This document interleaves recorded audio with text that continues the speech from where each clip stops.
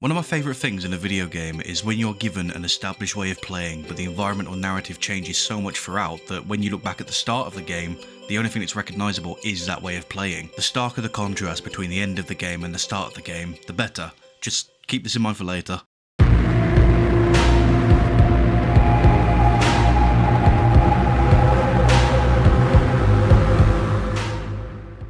White Knuckle succeeds because it grabs you easily within the first 5 minutes. When you start this game, the movement feels weighty and demanding, forcing you to actually commit to every grab and jump, even if you're not sure if you can make it or not. I replayed Mirror's Edge recently, you can see my video for it here, and something that I clocked about that game is it feels very rhythm based. You press keys in order to get over a line of obstacles in the optimum way, something that you can also see in Dying Light and lots of other first person climbers. Now this is not a bad thing at all, this isn't some kind of sneak diss, it's a system that works very well with both of them, but what I will say is that it's a very different style of game than White Knuckle. This game is hard. There is a constant push and pull between overconfidence and overcaution. Moving too slowly ends up draining your stamina, but rushing almost guarantees a fall unless you have the momentum or the mouse tracking just right. I mean, the amount of times I was genuinely stuck looking for a way to progress before realising I had to grab an almost pixel perfect hold was crazy. Progress is slow, but it doesn't really feel padded or unfair. Instead, the game is constantly teaching you how to move better, how to read surfaces more carefully,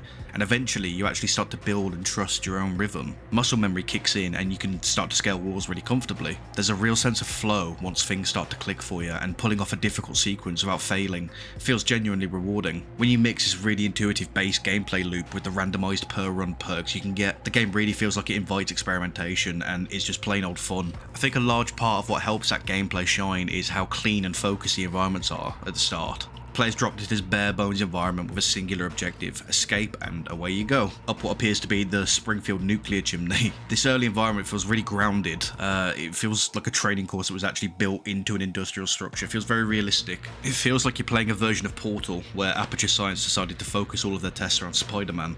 They of course have their own variation of the classic yellow paint on interactable surface. White Knuckle has most of its early levels grey and drab, with the handholds clearly defined by being red. The challenge does ramp up rather naturally, and for a while it feels like that's the obvious way to keep things interesting, would just be to make harder climbs, introduce some Half-Life monsters, and boom, there you go. Just that as a package is a good enough game right there, but White Knuckle doesn't just stop at that. Instead of just making more difficult climbs, the game asks a much more interesting question, I think, which is how do you keep that climb engaging without making it feel repetitive? How do you make it feel fresh? The answer that White Knuckle comes up with is to change your climbing environment into a fucking SCP hellscape.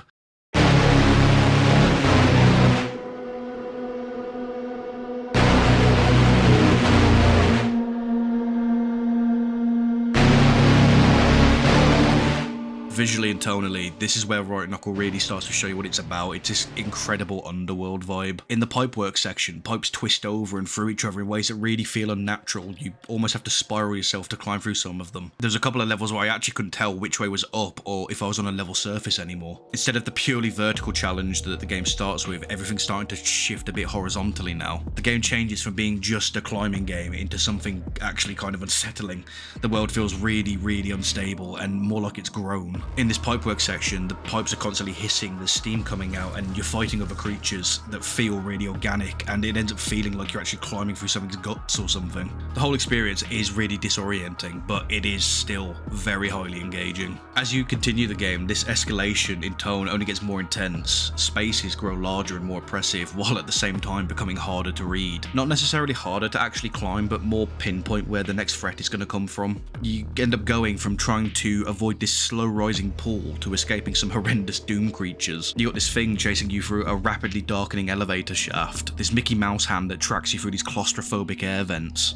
This thing, what the fuck is even this? This entire area feels like scrapped B-roll footage from a Hellboy movie. Now, what's really important about this is that this game never feels like it's abandoning its core identity that you got at the start. You're still engaging and using the exact same mechanics you learned at the start, it's just the game is now asking you to apply them to spaces that are increasingly hostile and difficult to understand. Keeping that consistency from the beginning is what makes the escalation work. Because the controls and movements stay reliable, the blame for failure always feels like it sits with you reading the environment, not the game itself, just like that start, which I think is a really important factor to having this shift work. I think ultimately what I like about this game is that it nails that idea that I talked about right at the start. When you look back at the opening hours, the climate itself hasn't changed at all. You're still fundamentally following the same loop, but everything around it has completely lost the plot. What begins as this clean, almost clinical industrial escape turns into a full-on ascent, almost through like a Clive Barker illustration. The game never needs to reinvent its mechanics or start piling on gimmicks to have you adapt to the new areas. It just reframes what you already know in an increasingly unhinged context, and that's why I love it.